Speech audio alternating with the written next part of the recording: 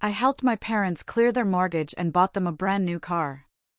My sister didn't even call on their birthdays. Last week, I asked if they could watch my son while I went to a job interview. My mom sneered, "We're not your babysitters." I didn't fight back, I just walked away. For days later, they were knocking on my door, begging to speak. I stood there, staring at my entire childhood stacked next to the trash cans. My own parents were trying to erase me, piece by piece, and I realized I had two choices: disappear quietly, or fight for everything I thought I was. The evening air was cool, but a cold dread seeped into my bones. Crickets chirped, oblivious, as I knelt, picking through decades of my life tossed out like clutter. I never used to keep a tally. Not when it came to family. You just gave, right? Loved fiercely, hoped it came back around somehow. But some people, they just see generosity as a weakness. Your silence? Their permission. My name is Ethan. I'm 33. My 4-year-old son, Liam, is the best thing that ever happened to me. He has this habit of tapping my shoulder twice before he says something important, like he's giving me a heads up. I don't know where he picked it up, but it gets me every time. His mom and I split a couple of years ago, amicably, thankfully. She lives a few towns over, and we share custody. No drama. I've worked hard to keep life stable for him, even when mine wasn't always. My parents, Rebecca and George, live 10 minutes from me. Retired, healthy, plenty of time on their hands. For a long time, I genuinely thought they were the kind of parents everyone wished they had. Back when I was making good money in tech, before the layoffs hit, I helped them pay off the rest of their mortgage, a huge chunk, too, and bought them a new car for their anniversary. They didn't ask. I just did it. My way of saying thanks, you know? I didn't make a big deal, just handed them the keys in the driveway one spring afternoon. Dad teared up. Mom hugged me, saying, "You're such a good son." I believed her. I have one sibling, my older sister, Chloe. She's 41, lives 2 hours away, but somehow always manages to be just far enough removed that she's never available for holidays, birthdays, or emergencies. She works in marketing, travels a lot for conferences, and when she does show up once or twice a year, she's always dressed like she's walking a red carpet. She has this performative warmth, big hugs, flashy smiles, selfie-ready enthusiasm, but zero follow-through. My parents always made excuses for her. She's just busy. Or, she'll call later. Later never came. Chloe didn't even send a text for Dad's birthday this year. Not one. No call, no card, not even a social media post. Mom pretended not to notice, but I saw her checking her phone all evening during dinner. I offered to set up a video call. Mom just waved it off, she probably has meetings. Dad tried to fill the silence by launching into a story about his high school track team. I played along, but something about it just stuck with me.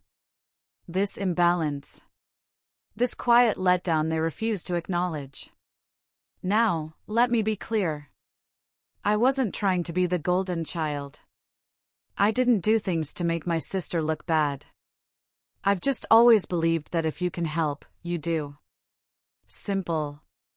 But it was getting harder to ignore how one-sided it all was. Every family dinner, I brought dessert. Every holiday, I helped decorate. Every house problem, Dad called me.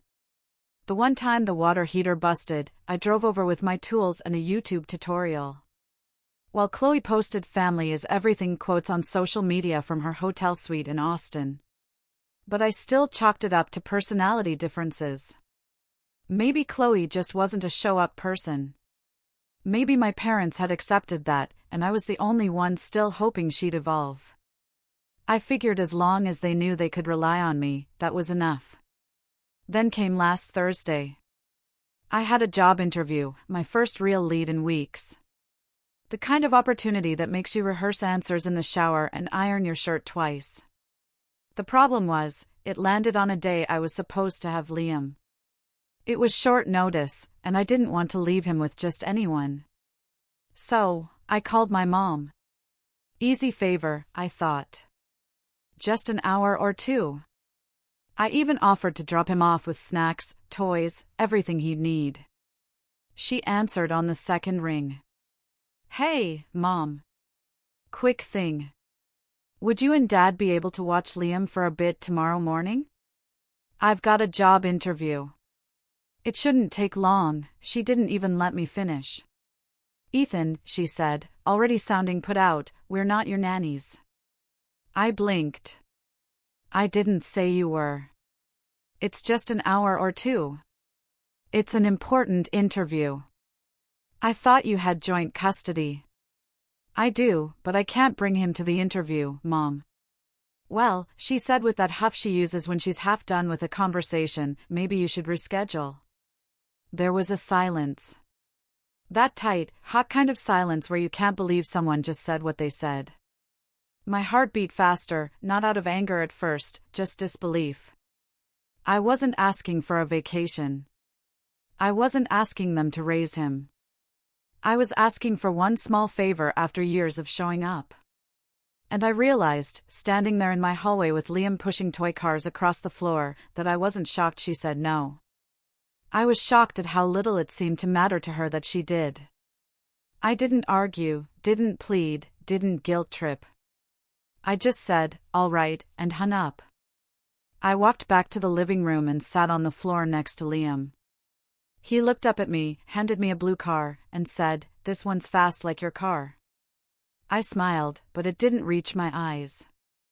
I ended up asking my neighbor, who thankfully offered to help. She had kids of her own and knew how much that interview meant to me. It went fine. Not amazing, but decent enough to keep me hopeful. Days passed. No call from Mom, no follow-up, no how'd it go? Nothing. Then, Sunday evening, a knock at the door. When I opened it, both my parents were standing there. My mom looked anxious, holding a Tupperware container like it was some kind of peace offering. My dad, George, was quiet, hands in his pockets, eyes on the ground. I didn't say anything, just waited. Mom cleared her throat. "Can we talk?" And that's where things started to unravel in a way I never expected. They stood on my porch like strangers who'd wandered onto the wrong doorstep. My mom held that Tupperware like a white flag, but her eyes darted past me, scanning my living room like she expected backup.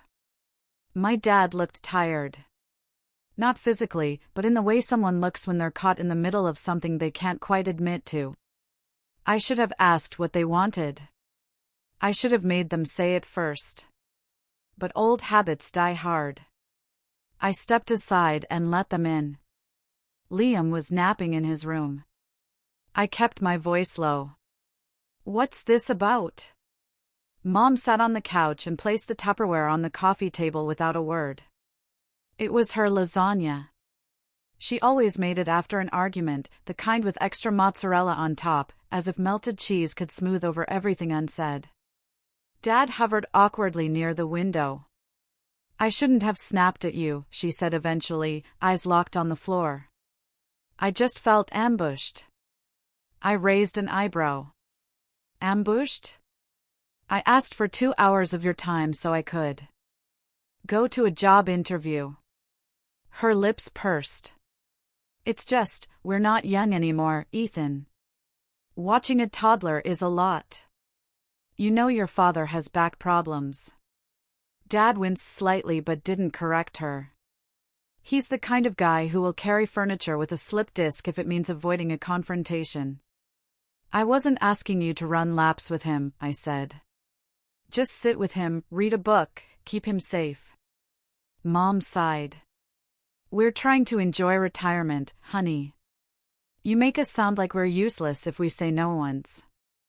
I sat down across from her. Her eyes flashed.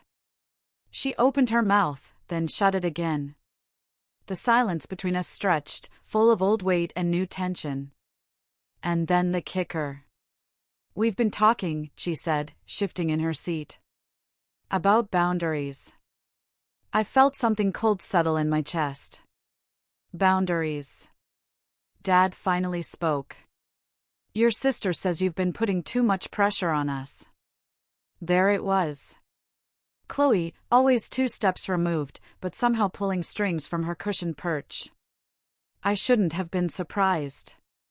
She and Mom had gotten closer over the past year. Not in a natural way, but more like people aligning their stories before a big meeting. Chloe had started calling once a week again.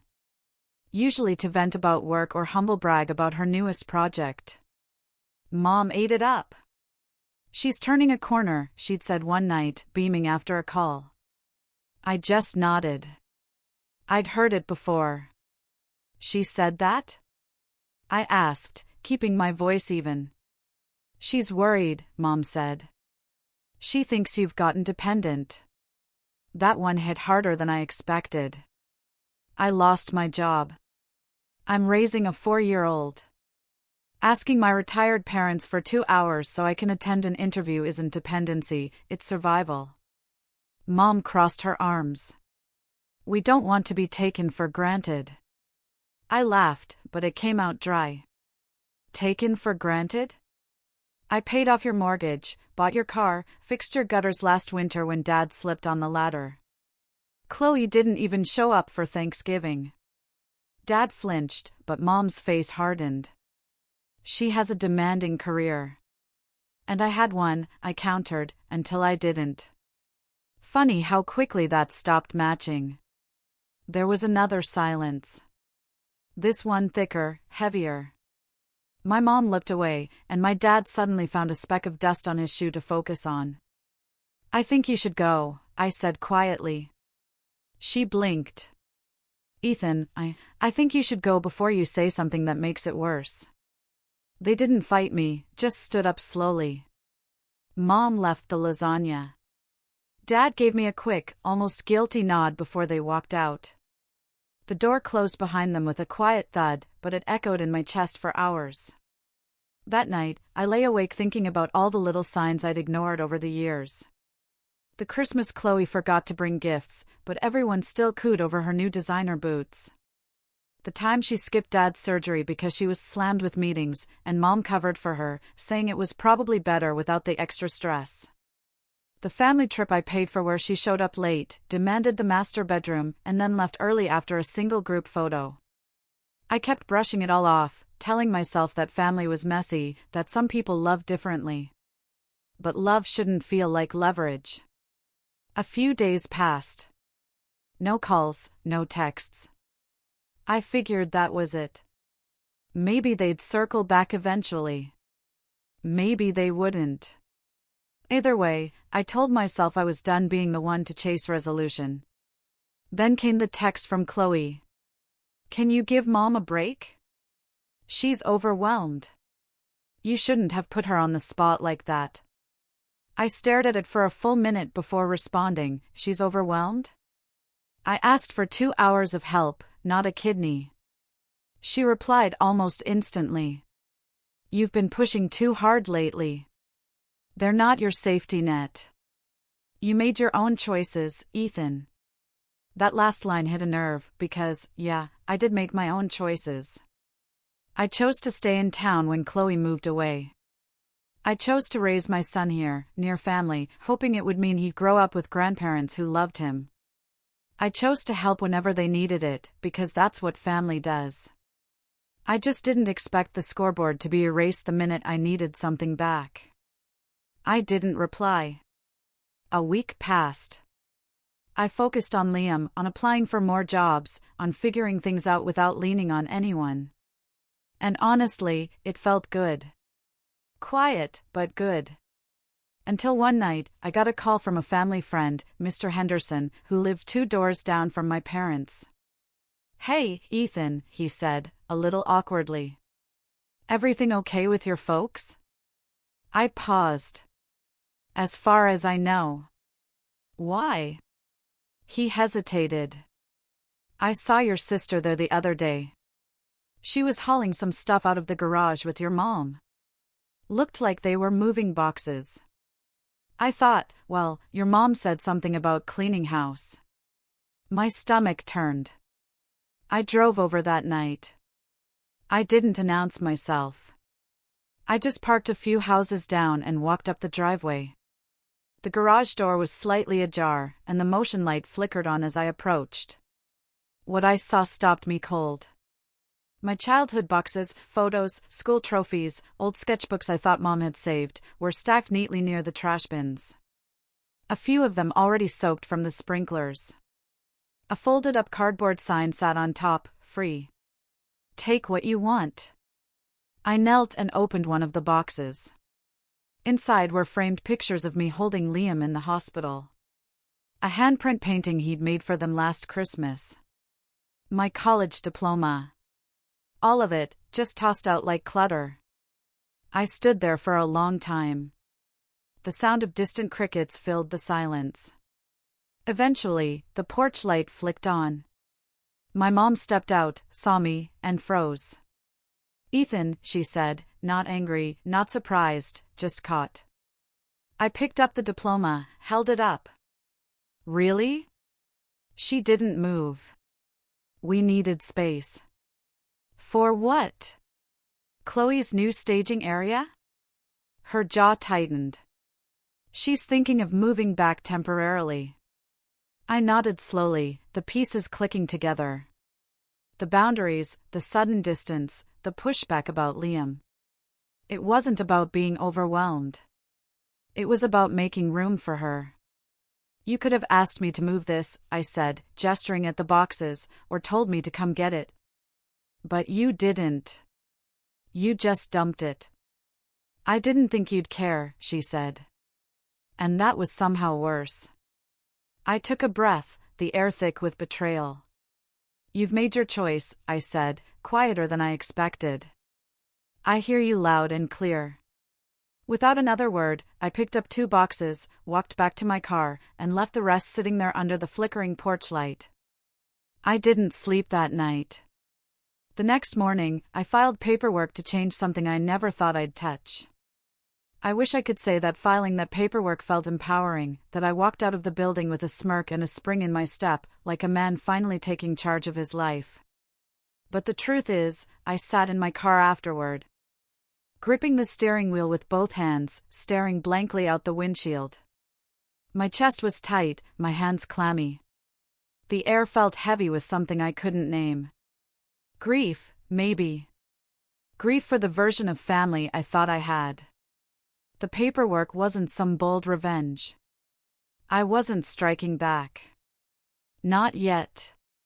It was quiet, administrative, unremarkable on the surface, but to me, it was the start of a line being drawn. I removed my parents as emergency contacts. Took them off Liam's daycare pickup list. I changed the address for my medical records. Nothing dramatic, just separation. A signal to myself that I was done clinging to an idea that didn't exist. That weekend, I did a full sweep of my apartment. Cleaned out drawers, donated old clothes, reorganized Liam's room. I stayed busy on purpose. My brain had too many sharp corners those days, and motion softened them. Liam, thankfully, was blissfully unaware. He'd climb into my lap with picture books or chase his toy dinosaurs across the hallway like nothing had changed. And in a way, I was grateful. At least one of us still believed in unconditional love. I didn't hear from my parents for 2 weeks. Not a call, not a text. The silence was louder than any argument we'd ever had. Occasionally, I'd think about the lasagna still sitting in the back of the fridge. I couldn't bring myself to eat it, but I didn't throw it out either. It felt like a relic, a symbol of something that used to mean comfort and now just made me feel sick. Then one morning, I woke up to an email. Subject, "Let's talk." It was from Chloe. Short, polite, vague. "Mom and Dad are struggling. They don't know how to reach out to you. I think you're being a bit extreme, but I'm willing to mediate if you're open to a conversation." I stared at it for a long time. Struggling? They weren't sick. They weren't broke. They weren't alone. They had each other. And apparently, they had her. The only thing they were struggling with was me having boundaries. I didn't reply. Instead, I doubled down on the things I could control. I poured my focus into Liam. I took him to the science museum. We built a solar system out of Play-Doh. I taught him how to ride his bike on the grass in the park just behind our building. We fell. We laughed. We got back up again and again. And then out of nowhere, something shifted. I got a call back for that job interview. The company had been dragging their feet on hiring, but they finally made a decision, and they wanted me. It wasn't as senior as my old role, and the pay wasn't as high, but the hours were flexible, the team seemed solid, and most importantly, they respected the fact that I was a single dad. The hiring manager actually smiled when I mentioned Liam during our second call. I started 2 weeks later. It was rocky at first, shaking the rust off. But soon I found a rhythm. I dropped Liam off at daycare, did my work from the small home office I carved out in the corner of the living room, and picked him up with a juice box and a story queued up for the ride home. It wasn't glamorous, but it was stable. And after the emotional storm I'd weathered, stability felt like luxury. What surprised me most during this time was how light I felt. Not all the time. There were still pangs of sadness. Moments when I'd see a family at the park with doting grandparents and feel that sharp ache in my chest. But there was also relief. A release of that constant pressure to perform, to please, to maintain the illusion that everything was fine. Without that weight on my shoulders, I could finally breathe. One afternoon, I ran into Mr. Henderson again while walking Liam. "You look good, Ethan," he said, giving me a warm smile. "Less stressed." "Trying," I said with a shrug. He hesitated. "I hope you don't mind me saying this, but I always thought your parents leaned on you a bit too much. You were always the one fixing things. Nice to see you taking care of yourself for a change." I didn't know what to say. It was the first time someone outside the family acknowledged it. That silent imbalance I'd been carrying for years wasn't just in my head. "Thanks," I said. "Means more than you know." A few days later, I got a surprise call from an old friend, Alex. We used to work together in my last job before the layoffs. He'd gone on to start his own small agency and wanted to know if I'd be interested in consulting part-time. "You've always been good with client management," he said. "Flexible hours, decent pay, no pressure. Just think about it." I thought about it, then said yes. Suddenly, I was juggling 2 jobs, but for once, it didn't feel like drowning. It felt like choice, like momentum. I started saving again. Not much, but enough. I opened a new account under Liam's name. Began setting a little aside each week. Not for anything grand, just a safety net.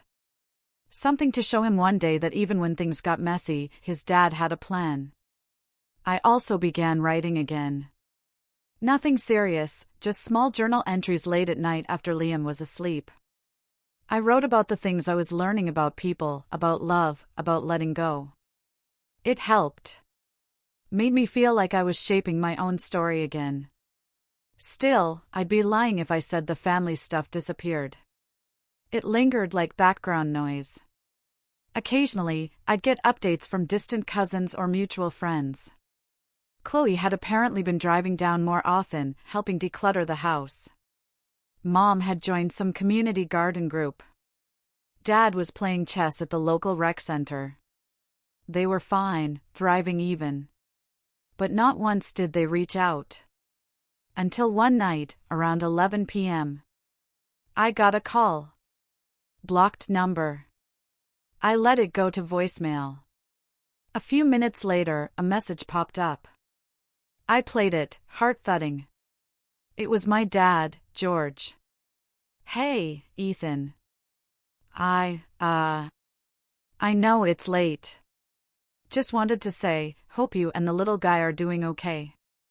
I miss you. That's all." Short, scratchy, like he didn't want Mom to hear. I stared at my phone for a while, then deleted the message. Not out of spite, just clarity. I'd spent too long waiting for crumbs of affection. Apologies whispered in the dark. Promises that never made it to daylight. I wasn't going to teach Liam that love was something you had to earn by being useful.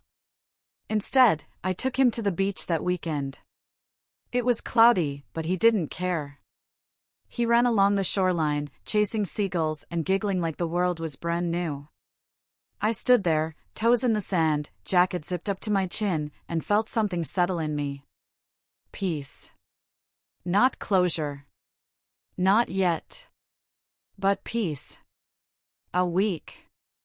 After that, I got a letter in the mail, handwritten, no return address, but I recognized the handwriting immediately. It was my mom's. The envelope was thin, just one sheet of paper inside. I unfolded it carefully, bracing myself for guilt, for veiled jabs, for passive-aggressive concern. Instead, it said, "Chloe's moving in temporarily. We didn't plan for it, but she's between apartments. It's been tense. Your father misses you. So do I. I know I hurt you. I don't expect you to forget that. I just hope one day we can talk. No expectations, no fixing, just talk. Signed, Love, Mom." I read it 3 times, then folded it back up and placed it in a drawer.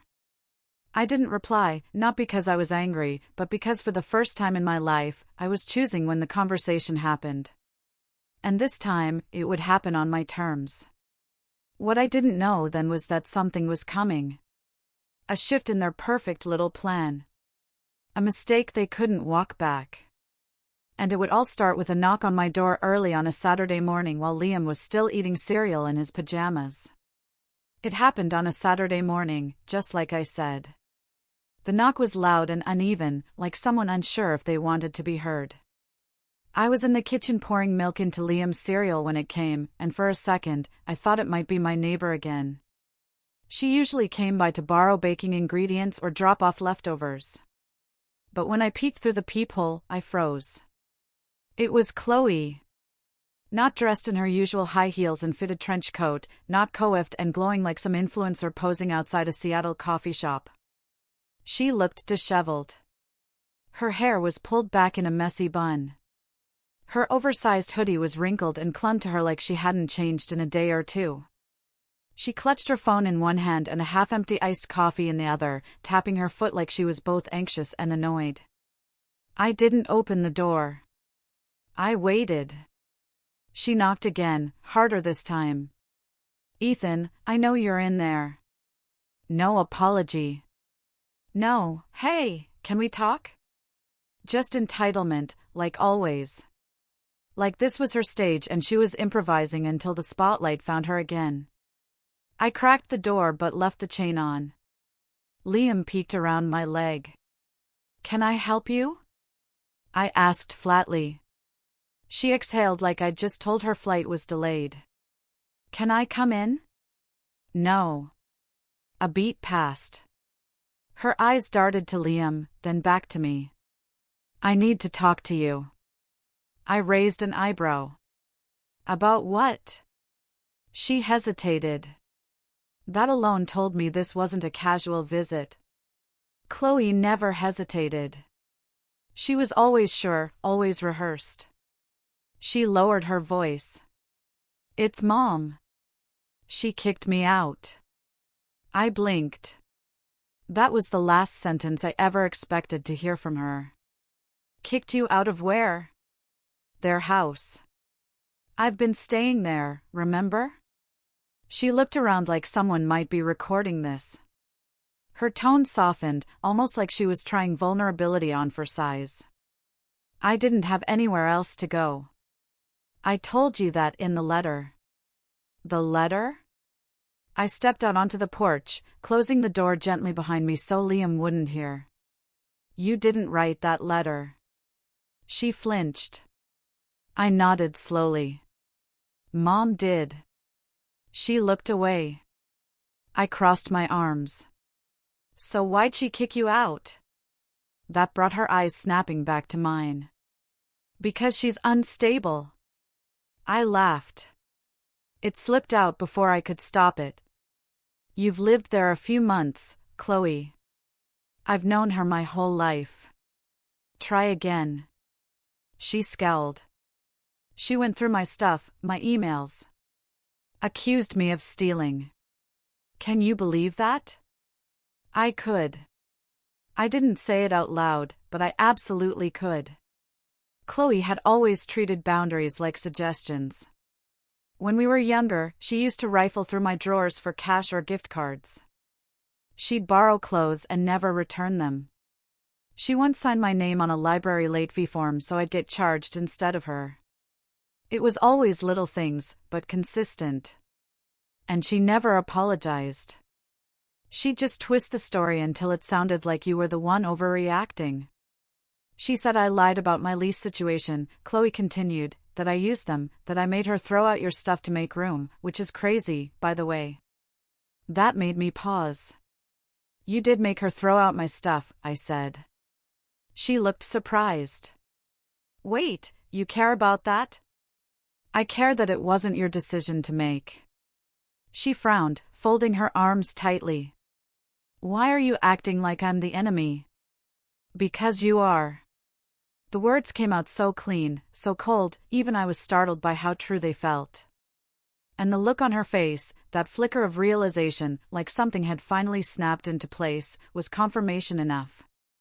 She opened her mouth, closed it, then, like always, she pivoted. Look, she said, lowering her voice again. They're selling the house. That stopped me. What? I wasn't supposed to tell you yet, she continued, eyes scanning the street. But yeah, it's happening. They already met with a realtor. They want to downsize. I stared at her. And this is what to do with me? She hesitated again, then pulled out her phone and scrolled. They're listing it under both their names. But here's the thing. You know that loan you paid off for them? The mortgage? I nodded slowly. Well, technically, that payoff might have given you partial claim on the equity, depending on how it was filed. I narrowed my eyes. What are you talking about? She held up her phone. Look, I talked to someone, a friend who works in real estate law. I asked hypothetically, what happens if someone pays off a family member's mortgage and it's not a gift, and it wasn't properly documented?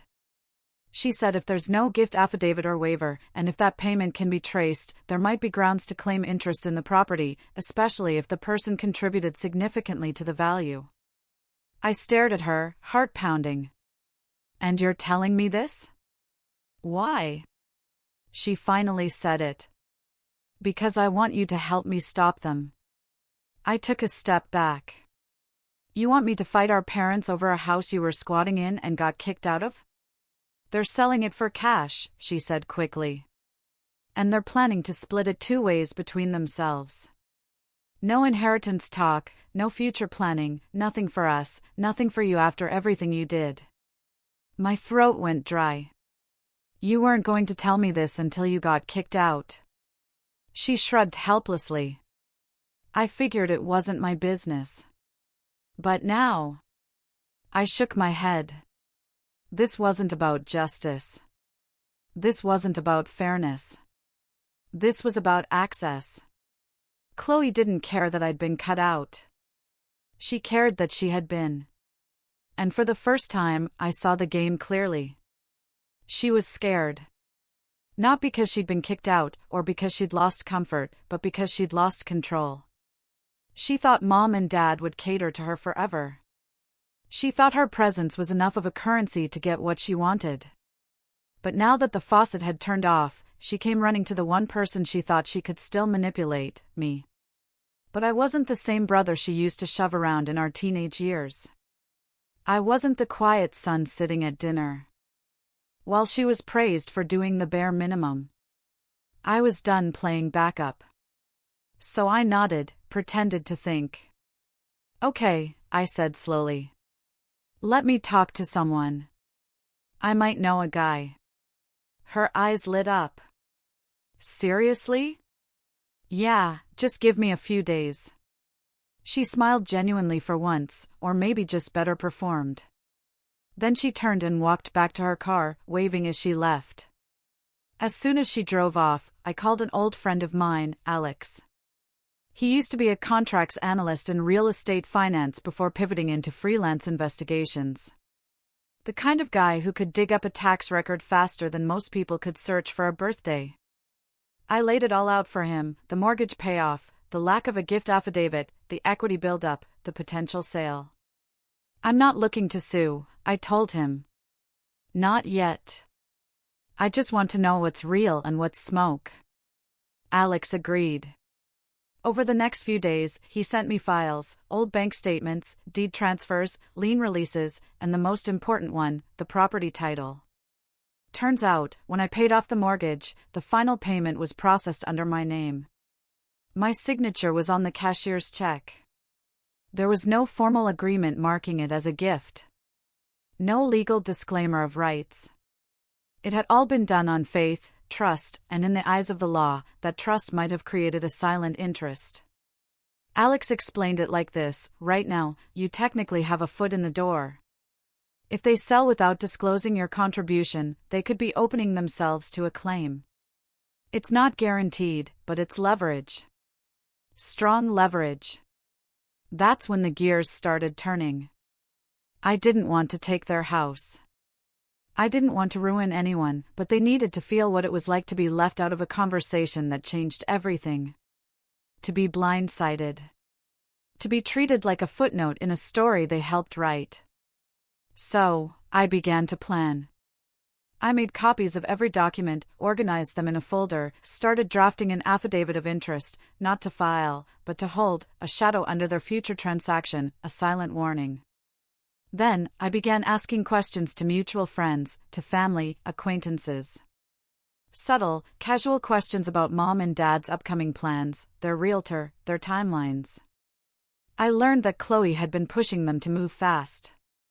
She'd even introduced them to a buyer, a friend of a friend, supposedly very interested.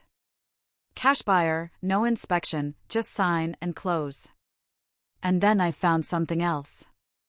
A clause buried in the buyer's preliminary offer letter: if accepted, it would include an AS's condition and a waiver of all prior claims and liens, including any disclosed or undisclosed financial contributions. Alex laughed when he read it. This isn't a house purchase, he said. It's a legal eraser. Chloe wasn't trying to stop the sale. She was trying to secure it by getting me to sign something, or stay quiet, or file early and then settle quietly out of sight. She thought she could use my pain as a springboard. That's when I knew what I had to do. I called Alex back. I want to stop them, but not with a lawsuit. He paused. Then how? I smiled. With information. Because sometimes the best revenge isn't screaming in someone's face. It's letting them walk right up to the edge of comfort and pulling the rug out just before they settle in. The game had started. And for once, I wasn't playing defense. 3 weeks later, my parents' house on Maple Creek Drive was scheduled to close. The buyer, a man named David Chin, was supposedly an investor. But Alex's digging revealed he was a shell figure tied to a small real estate flipping firm run by one of Chloe's old college friends. It was clear what they were doing. Chloe had brokered a deal that would slide the house into a friendly buyer's hands, flip it 6 months later, and pocket the back-end profits quietly, likely under the table. I wasn't supposed to know any of this. I was supposed to sit quietly on the sidelines, like I always had. Except this time, I didn't. The day before closing, I sent one email. To Sarah Miller, the family realtor. CC David Chin, Chloe Mendes, Rebecca and George Wyatt, my parents. Subject: pending sale of 337 Maple Creek Drive. Dear all, as an informal courtesy, before any further transfer of ownership occurs, I want to disclose that I hold documentation indicating a substantial financial contribution made toward the remaining balance of the mortgage on 337 Maple Creek Drive, paid directly and in full under my name. There was no accompanying gift affidavit signed, nor was any formal waiver of financial interest provided. My contribution may therefore constitute a claimable interest in the property under state law. I've attached supporting records for reference. I trust we can address this respectfully and legally prior to finalization. Please let me know how you'd like to proceed. Ethan Wyatt. I didn't hear anything that night. Not a single ping. But the next morning, I woke up to 11 missed calls. 3 from Chloe, 2 from Mom, 1 from a number I didn't recognize, David Chin. I assumed the rest were all from Sarah Miller, who probably hadn't expected the quiet younger son to suddenly throw a wrench into her carefully choreographed transaction. I made coffee, took Liam to daycare, did some work, and only after lunch did I return Sarah's call. Her voice was sharp and strained. Ethan, I received your email. I'm a little surprised you'd go this route. I'm surprised no one thought I'd notice, I replied. She cleared her throat. Let's not make this hostile. My parents assumed. They assumed I wouldn't care. They were wrong. A pause. Well, the buyer is now requesting an extension before closing. Legal review. Good idea. I don't suppose there's a way we can resolve this without jeopardizing the deal? There was. Of course there was. I didn't want the house. I didn't want their money. Not directly. What I wanted was control. I wanted them to look me in the eye and acknowledge what they tried to do, what they'd taken, and what it would now cost them. Later that evening, Chloe showed up again. No coffee this time, no fake smile.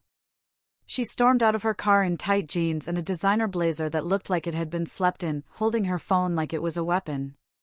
You had to ruin everything, didn't you? I stood in the doorway, arms folded. You came to me, I reminded her. You tried to play me.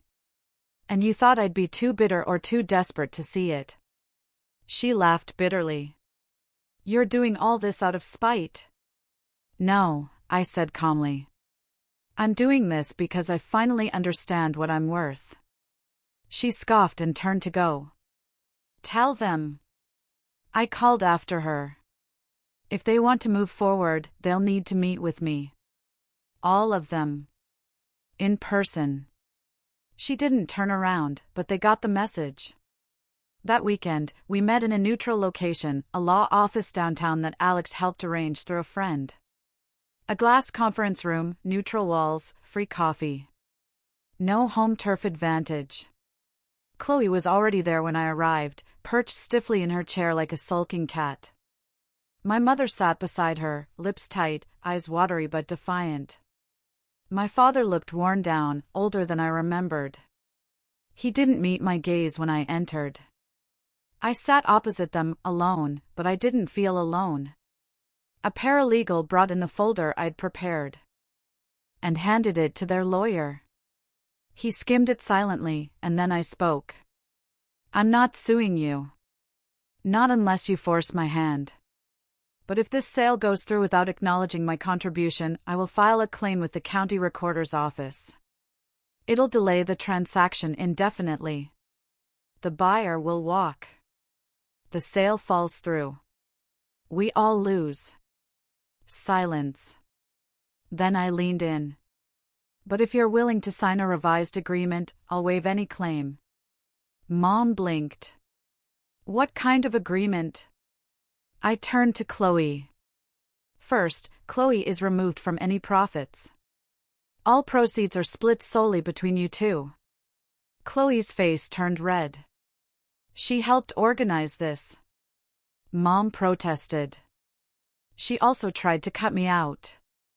You can't have it both ways. Dad finally spoke. And what about you? What do you get? I smiled. I want nothing now. Nothing in cash, nothing in property. I don't want a penny from the sale.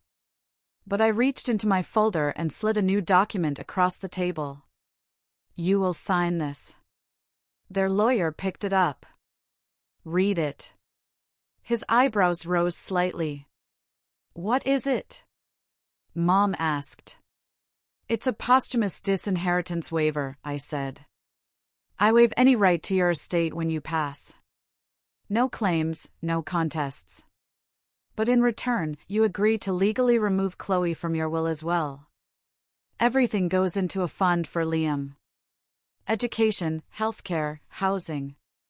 He gets it all. Chloe shot out of her chair. You have got to be kidding me. Sit down, Mom said quietly. Chloe froze. I turned to her. You wanted the house? You wanted them to yourself? You've got them. No more competition. No more guilt. But no more money either. She glared at me. You do this to your own sister? I'm doing this for my son.